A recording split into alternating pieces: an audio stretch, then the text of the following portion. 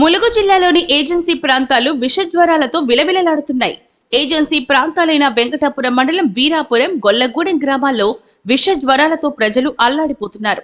Medical క్యాంపులు నిర్వహించాల్సిన అధికార యంత్రాంగం చర్యలు తీసుకోకపోవడంపై సర్వత్రా విమర్శలు వెలువెత్తుతున్నాయి.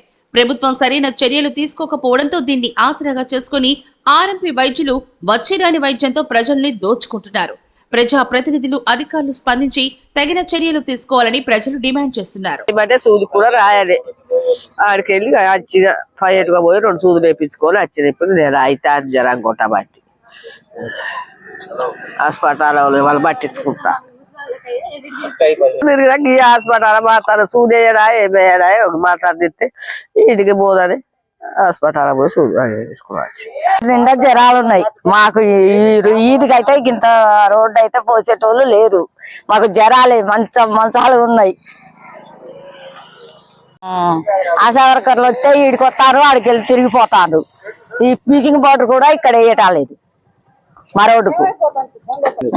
జ్వరాలు ఫుల్గా ఉన్నాయి. అధికారులు మరి స్పందించాలి అంతే. పట్టించుకుంటాం లేదు, ఎవరు చదవడం లేదు.